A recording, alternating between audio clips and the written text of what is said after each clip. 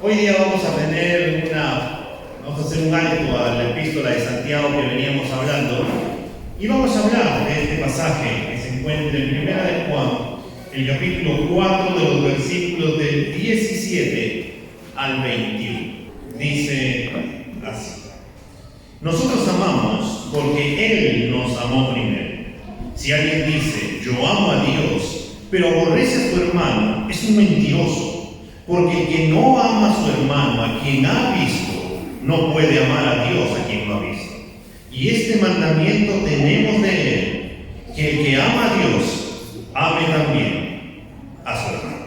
Vamos a orar por un momento. Padre, en esta mañana te pedimos que bendigas tu palabra, Señor. Te pedimos que nos ayudes a comprenderla. Te pedimos que seas tú animándonos, ayudándonos, guiándonos, llevándonos a toda verdad, Señor, por la cual tú quieres hablarnos en esta mañana. Señor, ministra nuestros corazones, háblanos por medio de tu palabra, Señor, instrúyenos por medio de ella y haz tu buena voluntad en nuestras vidas, Señor, por medio de tu palabra y tu Espíritu Santo. Te damos gracias en el nombre de Cristo Jesús. Amén y amén. El título de nuestro sermón en esta mañana es Dios tomó la iniciativa en amarnos.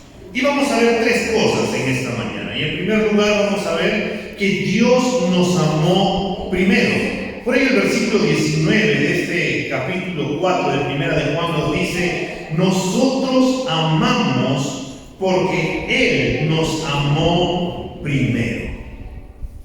Nosotros debemos de notar que Juan en este versículo no quiere resaltar nuestro amor a Dios o al prójimo, sino que Juan toma y pone un énfasis para poder decir, nosotros amamos porque Él nos amó primero.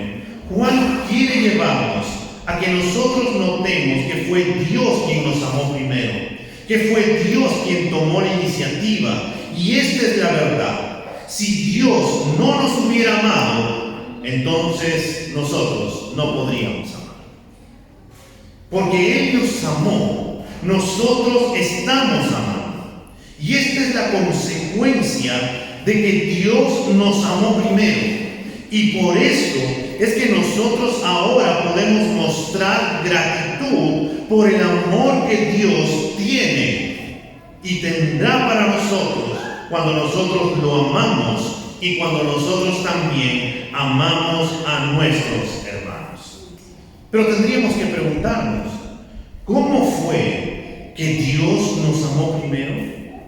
Y es que Dios nos amó cuando aún éramos pecadores. Si nos vamos por un momento a Romanos capítulo 5, el versículo 8, dice de esta manera: pero Dios demuestra su amor para con nosotros, en que siendo aún pecadores, Cristo murió por nosotros. Fue tanto el amor que Dios ha tenido, tiene y tendrá para con nosotros, que envió a su Hijo amado Jesucristo a morir por nuestros pecados. Fue Él quien vino a morir en nuestro lugar. Nosotros merecíamos pagar por causa de nuestros pecados. Nosotros merecíamos pagar por causa de habernos alejado de Dios. Nosotros merecíamos pagar porque todo el tiempo estábamos desobedeciendo a Dios y no queríamos buscarlo. ¿Y cuál era la paga de nuestros pecados? La palabra de Dios nos dirá que era la muerte. Estar alejados de Dios por toda la eternidad, sin esperanza, sin nada que nos pueda salvar. Algunas personas piensan que el infierno será algo normal y algunos todavía se burlan diciendo que allá estarán mejor. Pero lo que no saben es que allá será el lloro y el crujir de dientes. Es decir, donde habrá desesperación, donde habrá angustia, donde ya no habrá consolación ni esperanza, porque todo el tiempo será un sufrir terrible. Y tal vez tú digas, pero bueno, la Biblia dice un lloro y crujir, pero yo voy a morir y mi alma estará allá. Pero tienes que entender que cuando venga el juicio, la Biblia nos dice que todos resucitaremos. Es decir, el mar entregará sus muertos, la montaña entregará sus muertos, todos están en Cristo, un cuerpo glorificado para estar con Cristo por toda la eternidad. Y los que están sin Cristo, un cuerpo donde al final se sufrirá, donde al final se tendrá dolor. Pero lo más triste de todo es porque Dios mismo reprimirá su presencia de aquel lugar y nunca más habrá un momento de esperanza y de gracia donde Dios mostrará su amor. Nosotros estábamos muertos en nuestros delitos y pecados. Si volteamos unas páginas del libro de Efesios, el capítulo 2, Efesios 2, del 1 al 3, dice: Él les dio vida a ustedes que estaban muertos en sus delitos y pecados, en los cuales anduvieron en otro tiempo según la corriente de este mundo, conforme al príncipe de la potestad del aire, el espíritu que ahora opera en los hijos de desobediencia. Entre ellos también todos nosotros en otro tiempo vivíamos en las pasiones de nuestra carne, satisfaciendo los deseos de la carne y de la mente, y éramos por naturaleza hijos de ira, lo mismo que los demás. En otras palabras, no teníamos esperanza. En otras palabras, no había salvación para nosotros. Estábamos perdidos, estábamos muertos. Solamente vivíamos para satisfacer los deseos de nuestra carne. Éramos objetos de la ira de Dios porque teníamos a Cristo alejado de nosotros y le habíamos dicho que no. Pero Dios en su amor nos ha mostrado gracia sobre gracia. Y por eso, volviendo al capítulo 4 de Primera de Juan, y vamos a leer los versículos 9 y 10, donde el Señor va a manifestar o nos va a decir que Él manifestó el amor de Dios en nosotros, en que Dios ha enviado a su Hijo unigénito al mundo para que vivamos por medio de Él. En esto consiste el amor, no en que nosotros hayamos amado a Dios, sino en que Él nos amó a nosotros y envió a su Hijo como propiciación por nuestros pecados. Dios tomó la iniciativa. Nosotros no queríamos buscar de Dios. Nosotros no queríamos orar. Nosotros no queríamos ir a la iglesia. Nosotros no queríamos tener nada que tiene que ver con Dios. Y por ello Dios tuvo que tomar la iniciativa para enviar a este mundo a Jesucristo. Y de este pasaje, hermano, vamos a ver dos cosas, o dos maneras como el amor de Dios se ha manifestado. Lo primero, que envió a su Hijo amado Jesucristo para darnos vida. Como acabábamos de leer en el libro de Efesios, que nos dice que estábamos muertos. Pero ¿de qué muerte nos está hablando? Porque Juan había dicho que vino a darnos vida. Nos habla de una muerte espiritual. Esa muerte se refiere a que por nuestra propia cuenta no queríamos buscar de Dios, no queríamos amar a Dios, no queríamos orar, no queríamos leer la Biblia, no queríamos saber nada de Dios. Y esto era porque estábamos muertos espiritualmente. Si tú alguna vez has visto una persona muerta, una persona que ha fallecido, no siente absolutamente nada, no piensa nada, no reacciona a ningún estímulo. Esa era nuestra condición para con Dios. En otras palabras, estábamos perdidos sin esperanza alguna. Y es por nuestra condición, cuando no había solución, que Dios tomó la iniciativa y vino Cristo a morir por nosotros para darnos vida y vida en abundancia. En esta vida que ahora tenemos, hermanos, se puede buscar a Dios, se puede amar a Dios, se puede obedecer a Dios, se puede agradar a Dios, se puede vivir para Cristo. Y esa vida que ahora Cristo nos da, que produce paz en nosotros, que produce gozo en nosotros, que produce amor en nosotros, ahora podemos vivir para Él, donde la muerte ya no ejerce dominio sobre nosotros. No quiere decir que ya no vamos a morir, sino que nosotros sabemos que la muerte es solamente el paso para poder estar disfrutando de Cristo por toda la eternidad.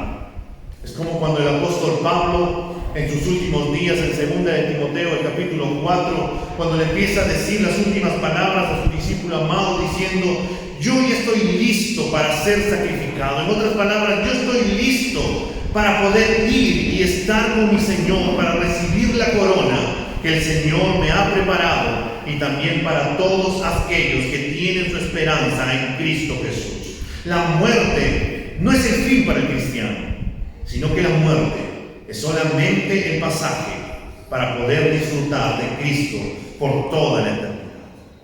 De ese pasaje también tenemos que notar que nos dijo que Jesucristo fue enviado como propiciación, es decir, como sacrificio por nuestros pecados. Nosotros éramos culpables del castigo eterno. Es como cuando los que somos padres, o los que todavía tenemos a nuestros padres y vivimos en nuestra casa, ¿qué ocurría cuando nos portábamos mal? ¿Qué ocurría cuando hacíamos nuestras travesuras? Papá y mamá acaso nos premiaban y nos decías: hijito, qué bien, que te has portado muy mal, ven, te voy a premiar con esto. Los que somos ya de antaño, no tanto que digamos, recordaremos que cuando mamá se paraba en la puerta y cuando nos decía pasa, uno sabía lo que te iba a recibir. Una mano en su espalda estaba ese cordón de 3 puntas, o lo que tenía la mano dispuesta a que ni bien pases, recibas el castigo por causa de nuestra desobediencia. Hoy en día en algunos casos ha cambiado, pero los que recordamos esa manera en la cual nuestra mamá o nuestro papá nos tenía, sabemos que todo acto, si está mal, merece un castigo. Y nosotros, con Dios, era lo mismo. Nosotros hemos desobedecido, nosotros habíamos tergiversado, habíamos transgredido, en otras palabras, la ley de Dios, no habíamos cumplido los mandamientos, en muchos casos no habíamos honrado a nuestros padres, habíamos codiciado, habíamos tomado algo que no era de nosotros, habíamos pensado el mal contra otra persona, habíamos hablado palabras inapropiadas, habíamos hecho cosas que tal vez a nuestros ojos está bien, pero los ojos delante de Dios estaban mal. Nosotros éramos culpables de ese castigo eterno que está destinado para todos aquellos que rechacen a Cristo. Mas Dios, que siempre toma la iniciativa, envió a Jesucristo a morir por nuestros pecados. Él tomó nuestro lugar en la cruz como ofrenda agradable a Dios para el perdón de nuestros pecados. Es decir, Él cargó con el castigo que tú y yo merecíamos recibir. Él recibió todo el castigo que el Padre debió habernos dado a nosotros. Cristo tomó y se paró en medio de nosotros y Él dijo: el hombre es culpable, pero yo voy a asumir la culpa de ellos. Gracias a este sacrificio que Cristo hizo en la cruz, ahora es que podemos obtener perdón. Es que ahora podemos encontrar reconciliación con Dios. Cuando nos acercamos y le pedimos perdón a Dios, Dios nos perdona. Dios nos limpia de nuestro pecado y volvemos nuevamente a tener una relación con el Padre. Es por gracias a Cristo que podemos tener un solo camino, que es en Cristo Jesús, para poder llegar al Padre. El Señor dijo en Juan 3:18: el que cree en Él, es decir, que cree en Cristo, no es condenado.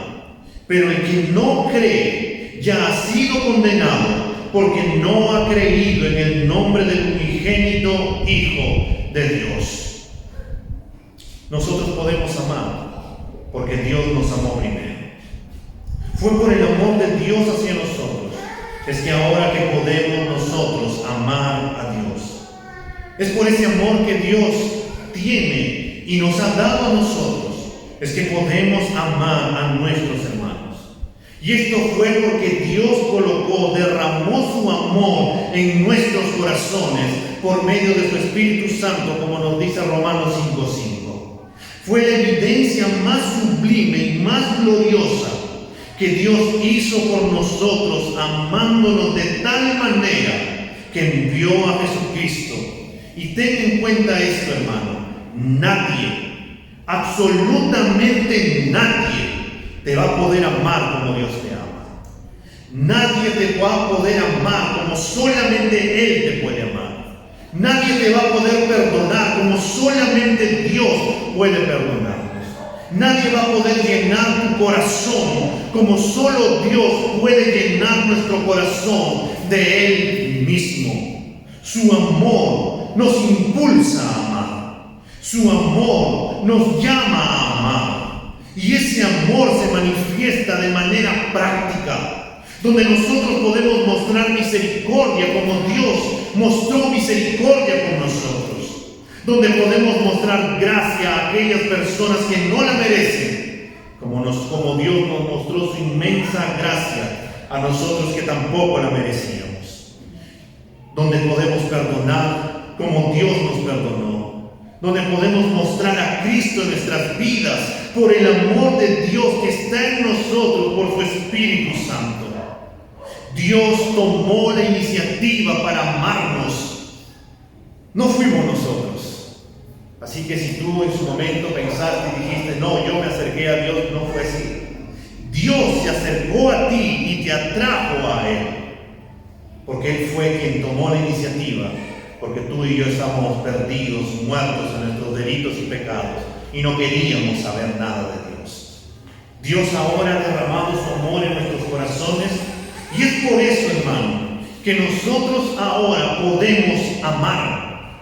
Por eso el versículo 19 de este capítulo 4 de Primera de Juan nos dice: nosotros amamos. Ahora podemos amar de una manera apropiada porque Dios nos amó primero. Nosotros podemos demostrar amor porque Dios nos demostró amor y tenemos ese amor en nuestras vidas y podemos darlo a las otras personas que no tienen ese amor. Pero a la vez también, hermanos, el Señor nos llama y nos dice en segundo lugar en su palabra que amar no es solo de palabra. Porque muchos en este tiempo pueden decir, yo te amo, pero después de pasar un rato hacen las cosas que dicen que realmente no. Es como cuando el hijo, ¿no? Mamá, yo te voy a obedecer. Y cuando luego de ahí mamá te manda a decir o te manda algo, anda, ordena tu cuarto, pero mamá, ¿por qué tengo que hacerlo y todo? Al final no lo hacen y decían que nos amaban y decían que iban a obedecer, pero solamente fue de boca y al final no fue algo concreto. El versículo 20, por favor, de Primera de Juan, el capítulo 4, nos dice: si alguien dice, yo amo a Dios, pero aborrece a su hermano, es un mentiroso. Porque el que no ama a su hermano, a quien ha visto, no puede amar a Dios, a quien no ha visto. En el versículo anterior, en este 19, vimos que nosotros amamos, porque Dios nos amó primero. Él tomó la iniciativa y ahora nos dirá quién o quiénes son el objeto de nuestro amor. Y es Dios y nuestros hermanos. Si alguien dice, yo amo a Dios, pero aborrece a su hermano, es un mentiroso. Esta frase, si alguien dice, abunda en esta epístola de Primera de Juan. Esto es porque en aquel entonces había un grupo de personas, de falsos maestros y sus seguidores, quienes afirmaban amar a Dios, quienes decían servir a Dios, pero en la vida práctica aborrecían a sus hermanos. Ellos creían que estaban bien, pero Juan acá les va a decir, ustedes dicen amar a Dios, pero ustedes son unos mentirosos, porque lo dicen por boca por fuera, pero cuando tienes a tu hermano al costado, no lo amas, entonces eres un mentiroso. Decir que estamos amando a Dios regularmente y al mismo tiempo estar aborreciendo continuamente a tu hermano, eso es mentir.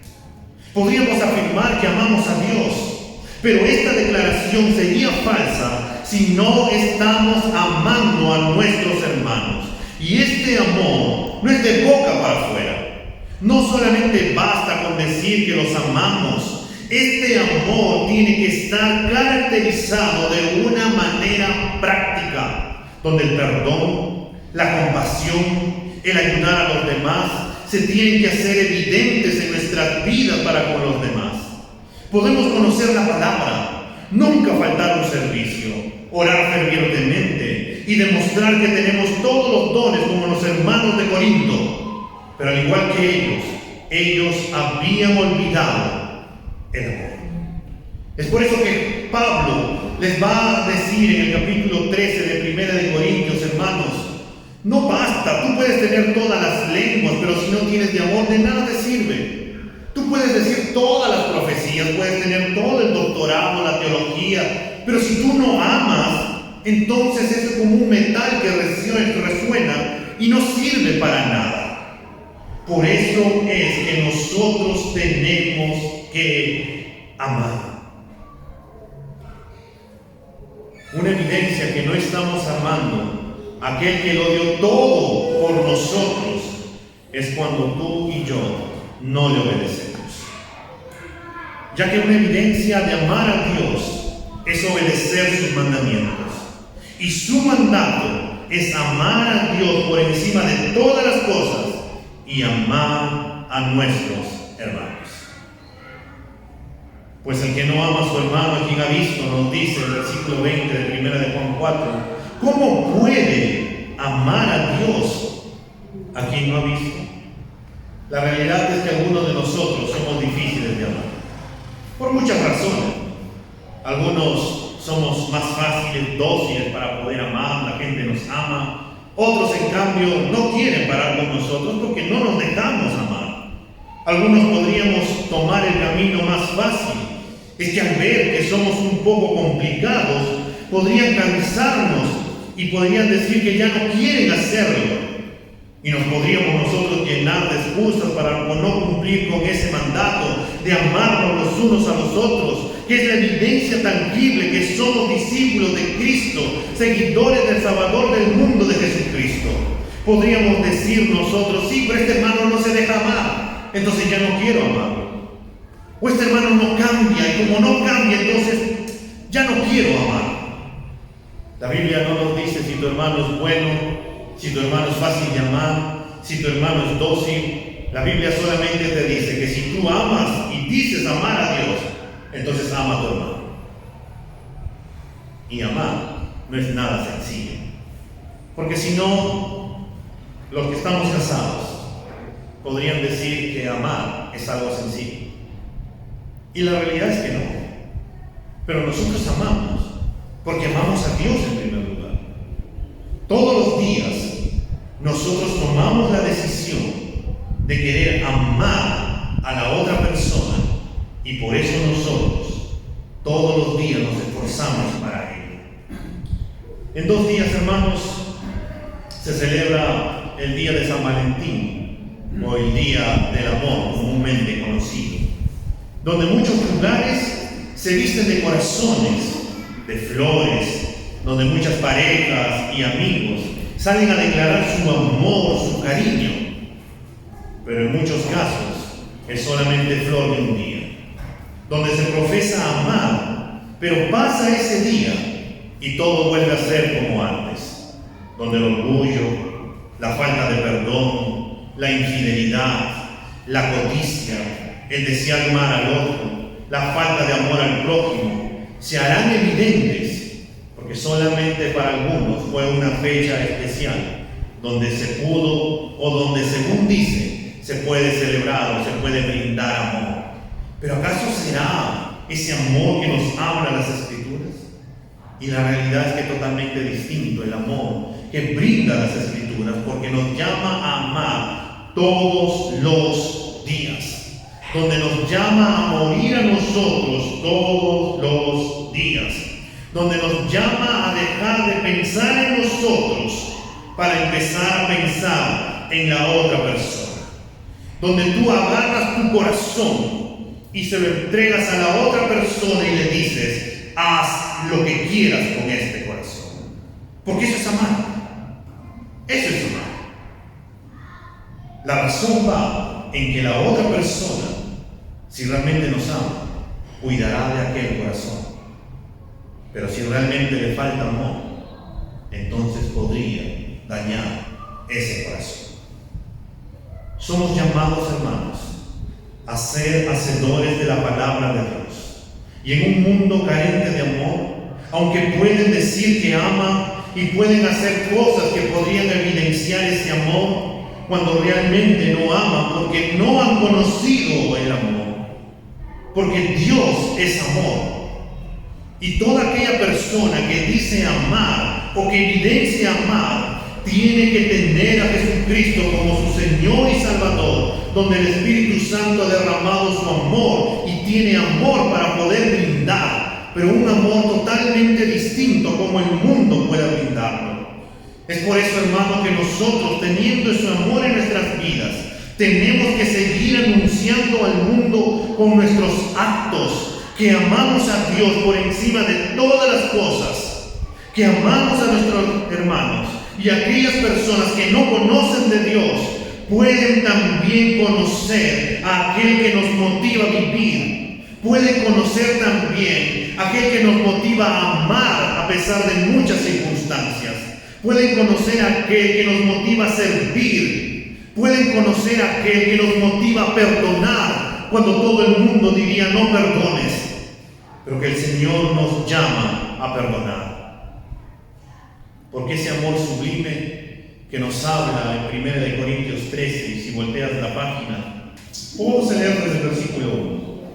1 Corintios 13 dice de esta manera: si yo hablara lenguas humanas y angélicas, pero no tengo amor, he llegado a ser como metal que resuena o címbalo que retiñe.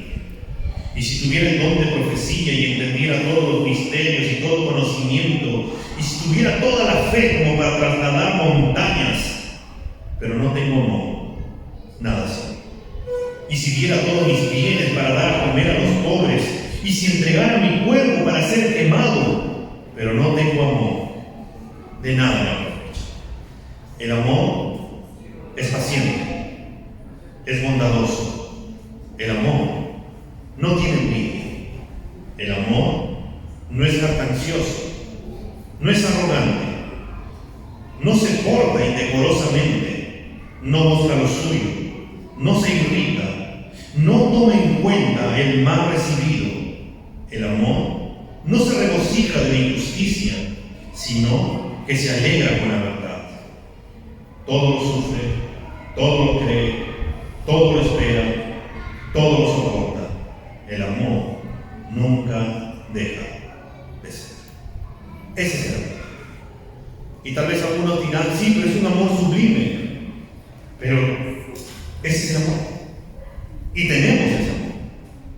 Porque Dios ya derramó en nuestros corazones para poder amar a las demás personas. Y en tercer lugar, hermano, el Señor nos dice en este capítulo 4 de 1 de Juan: amar a Dios es amar a tu hermano. El versículo 21 termina diciendo: y este mandamiento tenemos de él, que el que ama a Dios ame también a su hermano. Habíamos visto que una evidencia de amar a Dios es amar a nuestros hermanos, porque si no amamos a nuestros hermanos, a quienes vemos, ¿cómo podríamos evidenciar que amamos a Dios a quien no vemos? Y ahora en este versículo 21, Juan agrega el testimonio de Jesucristo, que les dejó este mandato y por ende también a nosotros. Este mandato de amar a Dios y a nuestros hermanos nos lleva al Evangelio de Juan, el capítulo 13, los versículos 34 y 35, donde el Señor dijo, Juan 13, 34 y 35, un nuevo mandamiento os doy, que os améis unos a otros, como yo os he amado, que también os améis unos a otros. En esto conocerán todos que son mis discípulos, si tuvierais amor los unos con los otros. En aquella ocasión, con palabras llenas de amor, nuestro Señor Jesucristo les enseñó a sus discípulos cómo ellos debían amarse, como Él los había amado, y esa iba a ser la evidencia al mundo que seguían al Maestro. ¿Y cómo el Señor amó a sus discípulos? Cuando uno revisa los evangelios, nos notamos que el Señor tuvo paciencia. El Señor los exhortó cuando tenía que exhortarles. El Señor proveyó cuando había alguna necesidad. El Señor les enseñó de manera práctica con su vida cómo era caminar en el reino de Dios. El Señor los amó, aún a pesar de saber de que ellos lo iban a traicionar, de que ellos lo iban a abandonar. Pero el Señor los siguió amando, los siguió perdonando, y el Señor les dijo: como yo los he amado, ustedes también tienen que amar. Y este mandato también es para nosotros. Como Cristo nos ama, nos está amando y nos amará, nosotros también debemos de amar a nuestros hermanos. Cada mandato que Dios nos da no es porque el Señor sea alguien malo que nos manda a hacer cosas feas, cosas imposibles, cosas desagradables, cosas que afectan nuestras vidas. Más bien es todo lo contrario. Cuando el Señor nos manda, son mandatos de amor de nuestro Padre Celestial, porque sabe lo que es mejor para nuestras vidas. Todo lo que nos dice en su palabra que tenemos que hacer, lo hace por nuestro bien, y esto lo hace porque nos ama. En esta ocasión nos dice que amarlo, hermano, equivale a guardar sus mandamientos. Y uno de sus mandamientos es que nosotros debemos de amarnos los unos a los otros. Porque también por ello, o también por tu hermano, el Señor dio su vida en la cruz. Porque también por tu hermano el Señor estaba pensando en él, en aquella cruz. Porque también tu hermano ha puesto su esperanza en Jesucristo. Porque también tu hermano no ha llegado a ser lo que Cristo quiere que tú y yo lleguemos a ser. Porque todavía no somos perfectos. Porque todavía nosotros seguimos fallando. Porque todavía no hemos alcanzado esa perfección. Y es así que tu hermano todavía no es perfecto, pero que el Señor nos llama a amarlo tal como es. Amado hermano, no podemos rechazar o ignorar un mandamiento de Dios y al mismo tiempo reclamar amar a Dios, ya que una evidencia de amar a Dios es obedecer lo que Él nos ha dicho en su palabra. Y todo se centra en este mandamiento: amar a Dios y a nuestros hermanos.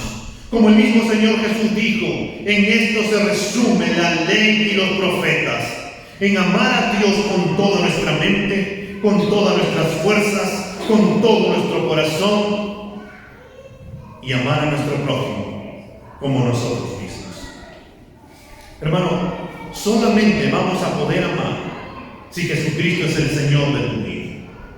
Y ese amor va a fluir como resultado de permanecer en una relación con Dios, de amar a Dios, de haber nacido de Él, al ser consciente que no merecíamos ese amor sublime que Dios nos ha mostrado, y que nada que las personas hagan se podrá comparar con todo lo que nosotros le hicimos a Dios, de haberle fallado, de haber pecado, de habernos alejado. Mas su amor, su gracia, su misericordia fue abundante para nosotros, que nos deben de llevar a amar a los demás, a amar a nuestros hermanos en la fe. Si bien Juan, hermanos, aquí está atacando el mal pensamiento que había en aquel entonces, donde muchos creyentes decían amar a Dios, pero solamente era de palabra, pero no estaban amando a sus hermanos.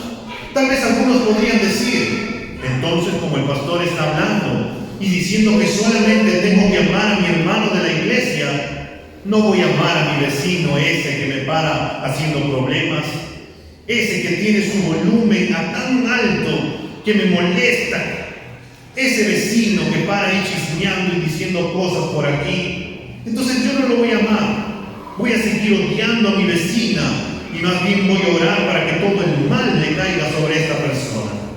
Pero eso no es lo que el Señor nos llama. Lo que el Señor nos llama por las personas que están sin Cristo es que nosotros debemos de orar, nosotros debemos de tener misericordia misericordia con ellos, nosotros debemos demostrarles a Cristo, porque somos llamados a mostrar a Cristo con nuestra manera de vivir, con nuestra manera de pensar, con nuestra manera de hablar, dar de gracia lo que hemos recibido de gracia, ser esa luz en medio de las tinieblas, predicarles el Evangelio de Dios, ayudar si necesitan ayuda, en otras palabras, ser como Cristo. El Señor sabía que la gente que lo rodeaba, no todos lo seguían como deberían de seguirlos. Pero el día en que el pueblo tuvo hambre, el Señor hizo un milagro y dio de comer a más de 5,000 personas, sin pensar si lo merecían o no. Simplemente proveyó, porque quería proveer. Amado hermano, tenemos este mandamiento de amar a nuestros hermanos en Cristo. Ningún cristiano que ha nacido de nuevo y que tiene a Jesús como su Señor y Salvador, no puede decir que no puede amar. No puede decir que yo de niño no recibí amor y por eso yo no puedo entregar amor. No puede decir, como a mí me faltó un abrazo de parte de mamá o de papá, entonces por eso que yo no puedo dar amor, no puedo brindar amor. No, eso es una excusa. Porque todo aquel que ha nacido de Cristo ha probado de ese amor, ha probado de Dios y puede brindar ese amor porque ahora lo tiene. Pero tienes que entender, y tenemos que entender, que es una decisión. Tú decides amar o simplemente no amar. Tú decides esforzarte o simplemente no esforzarte. Tú decides frenar tu lengua o simplemente decides no frenar tu lengua. Tú decides agredir a alguien o decides no agredirlo. Porque ahora nosotros tenemos la gracia y la dicha de poder decir entre sí y no, porque ahora en Cristo podemos tomar esas decisiones. Todos los días, hermanos, Dios todos los días no se cansa de amarnos. Dios todos los días no se cansa de buscarnos. Dios todos los días no se cansa de animarnos, de esforzarnos, porque si fuéramos nosotros Dios, hace buen tiempo atrás que ya nos hubiéramos desanimado, ya nos hubiéramos cansado, ya hubiéramos tirado la toalla, porque nosotros sabemos cómo somos. Pero Dios no se cansa. Por eso, hermano, ahora tenemos la decisión de ser obedientes al mandato de nuestro amado Dios, de amarlo por encima de todo y de amar a nuestros hermanos. Tenemos a nuestro alcance la decisión de acercarnos a la fuente de amor, de llenarnos de ese amor y poder brindar amor a todas las personas. No es que vamos a brindar besitos a todas las personas del mundo, pero con nuestros actos vamos a poder evidenciar amor, ese amor de Cristo. Hermano, tenemos que evidenciar ese amor, porque este mundo carece de amor. Este mundo carece de perdón.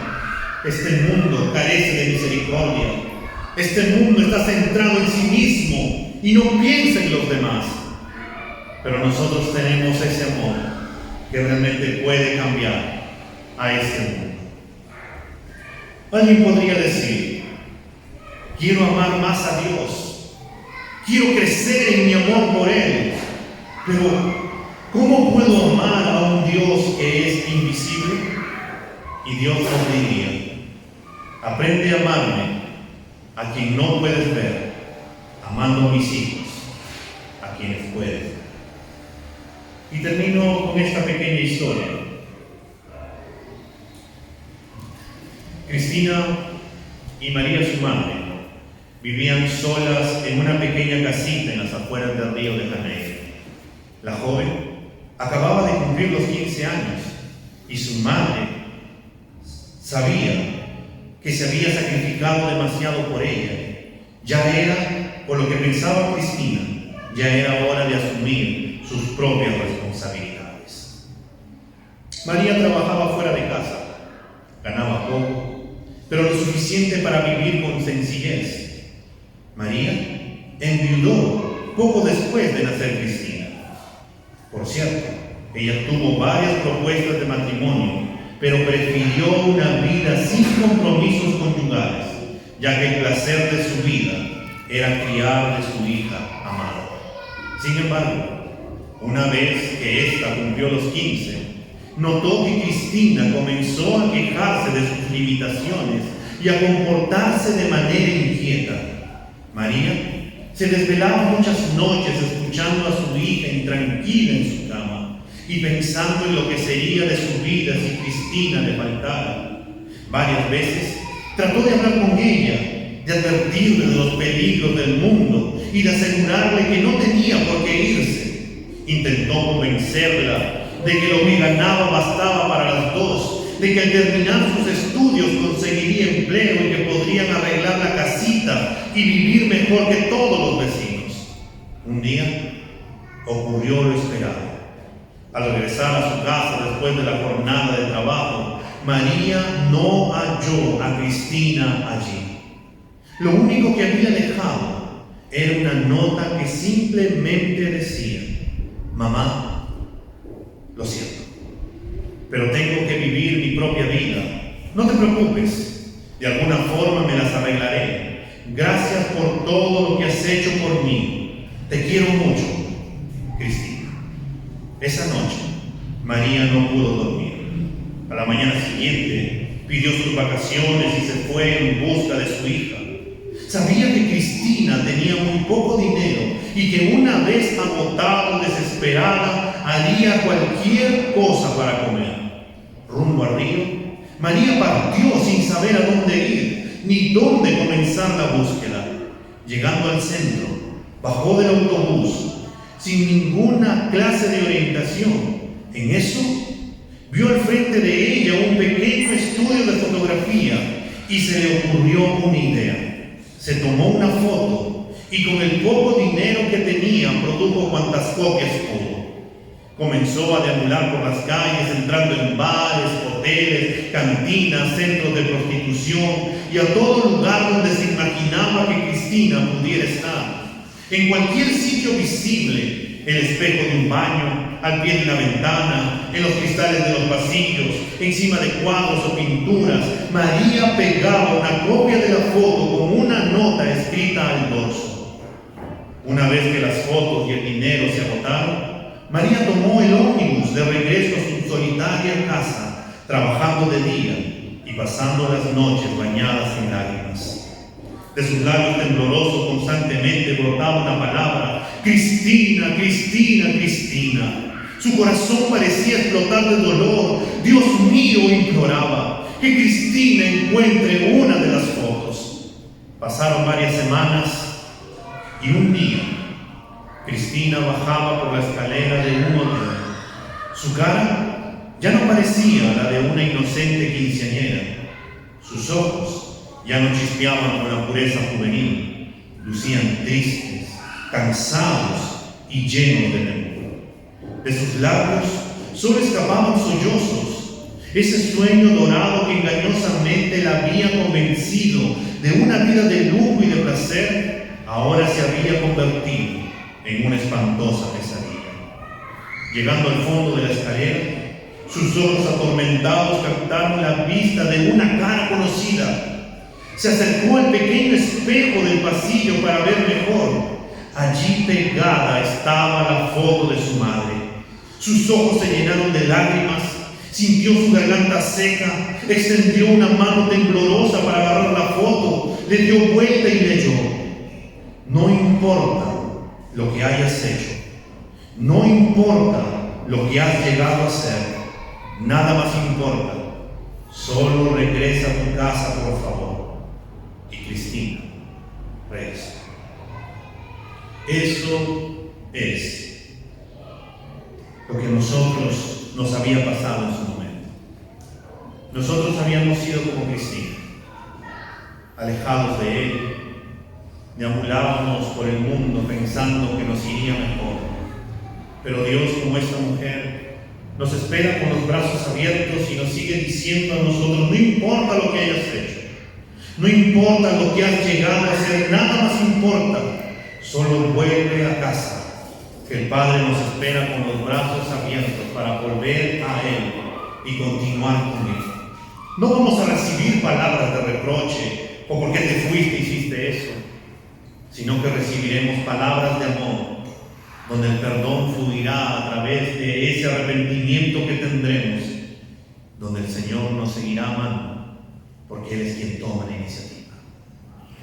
No fue Cristina quien buscó a su madre, fue su madre quien buscó a Cristina. No fuimos nosotros quienes buscamos a Dios, fue Dios quien nos buscó a nosotros y nos encontró. ¿Cómo está tu vida, hermanos? ¿Cómo está tu relación con el Señor? ¿Te sientes amada? ¿Te sientes amado? ¿Te sientes perdonado? ¿Cómo está fluyendo el amor de Dios en tu vida? ¿Estás amando a tus hermanos? ¿O realmente sientes que tu corazón está tan seco que no puedes brindar amor hacia los demás? Y si ese fuera el caso de que tu corazón está seco, entonces tienes que volver a casa para poder llenarte de la fuente de amor, para poder amar a los demás.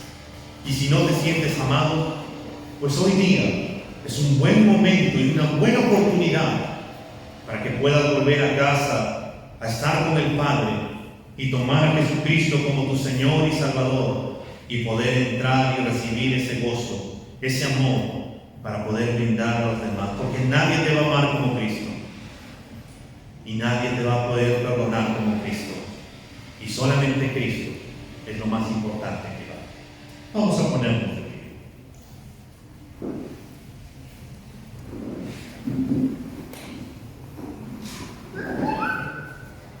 Vamos a cerrar nuestros ojos y vamos a tener un momento de oración. Padre, en esta mañana nos acercamos en el nombre de Cristo, Señor. Señor, te damos gracias por tu palabra, porque, Señor, nos muestras el amor tan grande que tienes para con nosotros. Señor, nosotros no fuimos quienes te buscamos, sino que tú nos buscaste a nosotros. Nosotros podemos amar ahora, Señor, porque tú nos amaste primero, porque tú tomaste, Señor, la decisión de querer venir y buscarnos cuando estábamos perdidos, sin rumbo y sin dirección. Tú tomaste la iniciativa de enviar a tu Hijo amado Jesucristo a morir por nuestros pecados. Nosotros estábamos rebeldes, muertos en nuestros delitos y pecados, pero tú, Señor, nos amaste con un amor que no tiene punto de comparación. Nos atrajiste a ti, Señor, con lazos de amor, con lazos de perdón. Nos amaste, nos abrazaste y nos diste vida, Señor, y vida en abundancia. Señor, escudriña cómo está nuestro corazón. Tal vez, Señor, algunos de los que están aquí presentes realmente no saben lo que es el amor porque no te conocen a ti, Señor.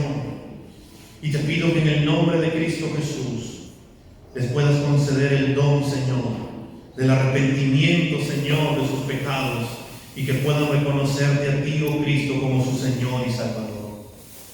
Y tal vez, Señor, en este lugar haya personas que se han alejado de ti y que su corazón, Señor, se ha secado porque han dejado de estar en la fuente, Señor, que fluye todo amor, que eres tú, y que siguen viviendo sus vidas y pensando que es la manera correcta de vivir. Te pido, Señor, que nos convenzas en esta mañana y que nos ayudes a volver a ti, Señor.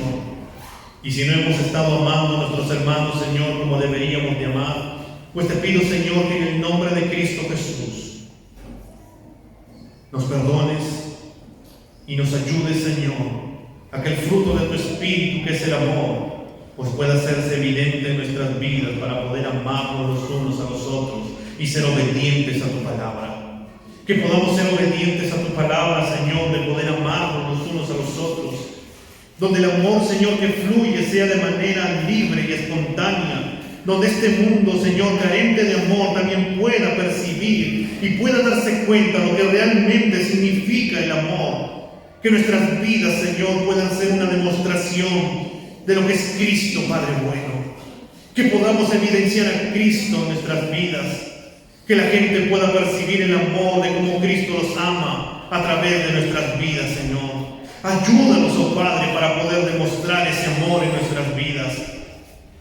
Que cada uno pueda volver, Señor, a tener una relación viva y expectante contigo, donde podamos llenarnos, Señor, de esa fuente donde fluye todo amor, para poder brindar amor, Señor, a aquellos que les falta amor. Ayúdanos, Señor, a no solamente ser oidores, sino hacedores de tu palabra. Ayúdanos, Señor, a no solamente hablar de boca para afuera, donde nuestro corazón sea totalmente distinto. Ayúdanos a reflejar, Señor, cómo está nuestro corazón. Y si tenemos que pedir perdón, Señor, ayúdanos a pedir perdón. Si tenemos que perdonar, Señor, ayúdanos a perdonar. Si tenemos que bendecir a aquella persona que no lo merece, Señor, ayúdanos a bendecir. Señor, ayúdanos a brindar un abrazo a aquella persona carente de abrazo. Ayúdanos a amar, Señor. Que realmente nosotros podamos ser una iglesia, Dios mío, que ama, que nos amamos los unos a los otros como tú nos has amado.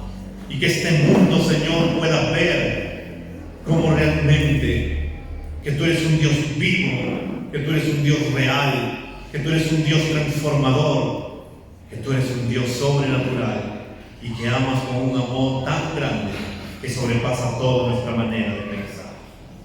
Señor, sigue obrando en nuestras vidas. Ayúdanos, Señor, en esta mañana. Y que podamos salir de este lugar, Señor, renovados en tu palabra, listos y dispuestos a poder amar a nuestros hermanos, a ti en primer lugar, y también a todas las demás personas. Te lo pedimos, Señor, en el nombre de Cristo Jesús.